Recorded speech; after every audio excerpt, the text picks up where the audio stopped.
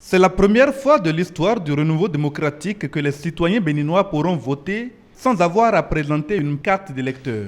Conformément aux évolutions induites par le nouveau code électoral, plusieurs pièces d'identité peuvent désormais être utilisées pour voter. Au niveau de l'identité de l'électeur, il y a eu quelques apports.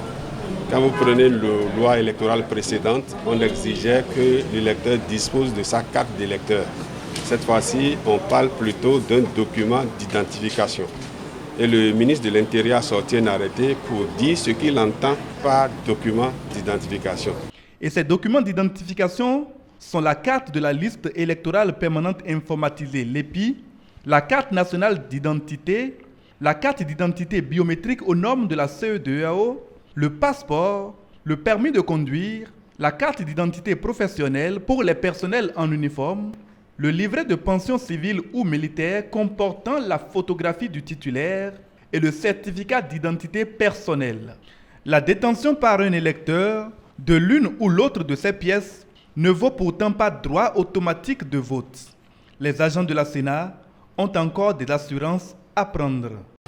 La Sénat, qui a la responsabilité d'organiser la gestion du processus électoral, doit faire en sorte pour que la prise en compte de ces innovations n'empiètre pas, ne préjudicie pas la sincérité du scrutin. Donc, à ce niveau-là, nous avons plusieurs documents d'identification.